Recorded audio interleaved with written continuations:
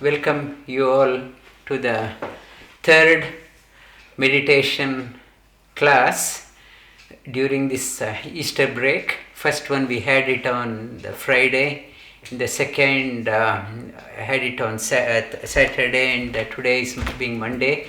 The third session will happen. And in the first class I mentioned about we have to have a structure. Our personality doesn't have a structure, untrained, like water from the tap.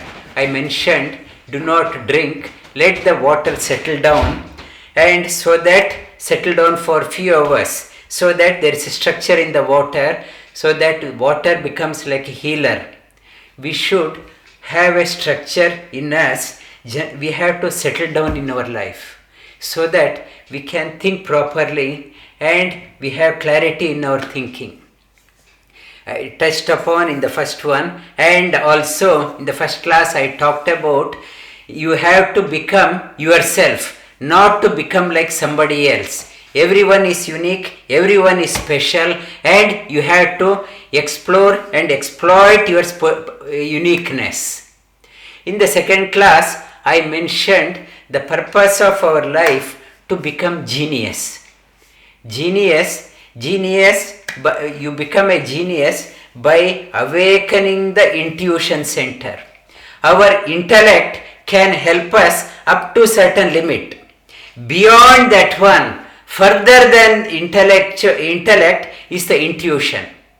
Intellect can help us up to certain point, and beyond that one is the intuition. In the intellect, I work in the boundary. I work in a very competitive environment, and I am very extra smart, highly intelligent. I work in an environment so that I can survive, and a very competitive environment, and I try to outsmart the competition, and I work very hard, and through my intelligence maybe reduce the price or increase the product portfolio or increase the product depth and whatever, and I am in a very competitive environment. Whereas the intuition, it takes you to the new level altogether. You go to the area there is no competition. In the intellect, you are competing in an existing market in a competitive environment. Whereas in intuition, you altogether set yourself, you yourself position yourself something in a unique place where others follow you. Whereas in intellect, you follow the existing pattern. In intuition, you create your own domain and everyone follows. When the intuition center is awakened, and there is no anxiety, stress, because your intuition, there is no competition. You are in a game of life where there is no competition. You are enjoying whatever you are doing. In yoga it says, and whatever sphere you are in, maybe a scientist, maybe in a medical profession, maybe in arts, or maybe in a metaphysical science, whatever area you are in, you have to awaken the intuition center so that you transcend beyond all competition. You become a genius. Wherever you go, others will follow. You have to become that one. The purpose of yoga, purpose of sadhana is wanting you to become a genius so that you are free. There is no stress. Nothing can bind you down. Nothing can pull you down. Nothing can make you helpless. Nothing can make you stressful in your life. And to go into the new area, new platform, awaken the intuition. And we had two questions. One is one person said, in the coronavirus time, I am very stressed. I can't sleep. What I should do? And I will address both questions. I'm so worried about what will happen. So many deaths around the world. I can't sleep. So much of anxiety I'm going through. And it's why we are anxious, and we are worried about what will happen to me. And because I have seen what happened yesterday, because of the past memory and future anxiety, future anxiety, past worry, they are pulling me down. It is not making me to live in the present moment. It says you have to try to live in the present moment. How are you now? Right now, how are you? Right now, I am okay. But I am worried about tomorrow. Tomorrow is not in your control. Past worries are haunting me. Past beyond your control. What had happened, it had happened. You can't change that one.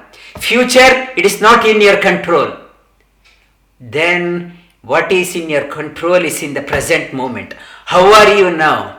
Right now I am okay. And meditation is all about how to live now. And Sri Krishna in Bhagavad Gita says, talks about the same, it's in the past, the present and the future. Try to live in the present moment. Sri Krishna also in the Bhagavad Gita, he talks about avyaktadhini bhutani vyakta madhyani bharatam avyakta nidananyeva tatra ka paridevana. Why get worried? Try to live in the present. In the past has gone. I don't know that it's past things are pulling me down, future is pulling me down. Why get anxious? Live in the present moment. It's a way to manage your stress. Try to be aware of the present situation. You can be in present moment. Be aware of your breathing. Be aware of your breathing. That makes you pin you down to the present moment. That is one question. And the second question that another person had asked, how do I know my intuition has awakened? It may be a figment of imagination, or I may be taking some antidepressant medication or some medication. I may be hallucinating. And how do I differentiate? So people with some mental disorder, they start visualizing things, imagining things. Why it cannot be? What is the difference between that and intuition?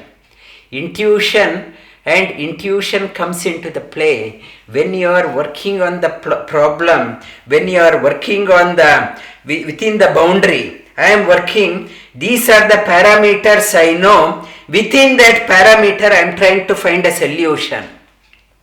And intuition is the one, I go beyond the known sphere, known territory, known information. I am working on that one. Intuition, I transcend beyond the known information. Out of box solution. Earlier, I am only thinking with this solution, and out of box solution comes. When it comes, immense joy comes out. That information I never heard before. That information has dawned from within. That it gives the solution. That I may be thinking over and over again, how to solve this one, and out of blue, that solution comes out from within. That solution, it is called as intuition center. That when it happens, that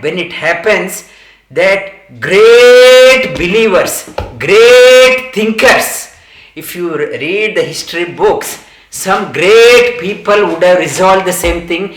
Then you will realize that person 10 years back, 50 years back, 100 years back, 1000 years back, he or she also had resolved similar way. That you had no information, but only after that you realize, oh, that person also told the same. It has awakened in me. That truth has dawned in me. That truth has to be dawned. It cannot be learnt from outside. A teacher cannot teach a truth. nobody, no teacher, no school, no library, no encyclopedia can teach you the truth. They can only give the information. The knowledge, the truth has to be dawned from within. Dawned from within. For that, I should learn to silence the mind. I can't get that one in the marketplace. If I am in the market all the time chit-chatting, all the time talking, and all the time I am busy in the market, that intuition center won't be awakened. To be awakened, I have to spend time for myself. I should spend time for myself. Maybe I have to go for a walk all alone or sit for meditation. Try to spend time for yourself. Try to find quietness within. And that then disturbing thoughts, whatever disturbing thoughts were coming, slowly settling down. The clarity in thinking increases. Clarity, mind becomes very calm and still. And when the mind becomes very calm and serene, mana means mind. That mind, when it becomes very calm and serene, this mind is also compared to a lake. Manasa Sarovara. In the scripture talks about you need not have to go to Mount Kailash. Near the foothills of Mount Kailash, Manasa Sarovara is there. Manasa, very still, very tranquil. That Sarovara, when that it has to happen here.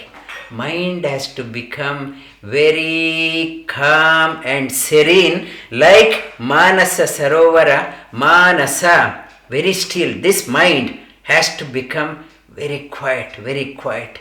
Then the swans which are swimming in the Manasa Sarovara in Mount Kailash, near the Mount Kailash, those swans in the mind, it will take your mind to the new level altogether. That swan, it is called as Hamsa. Hamsa, that swan in the mind, Manasa, still mind, it will awaken.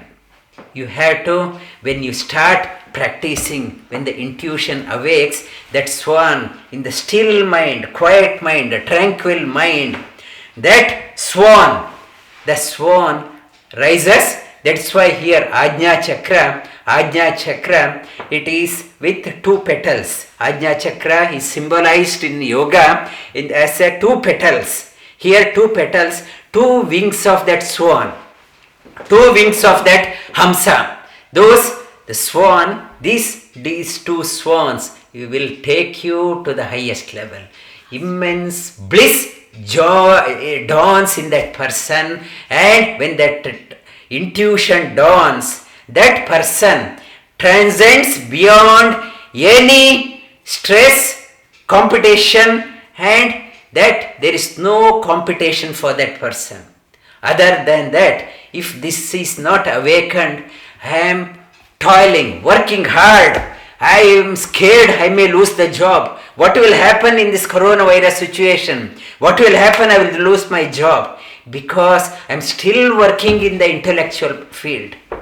Awaken, do the sadhana. When the intuition center is awakened and you transcend beyond the competition, and whatever is the situation, however bad is the market, that person will shine out wherever.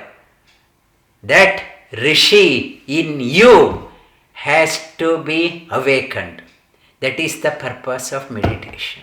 You can do that one, and meditation, it's not just closing your eyes, and it has to lead you to awakening the swan in you, which will take you to the highest.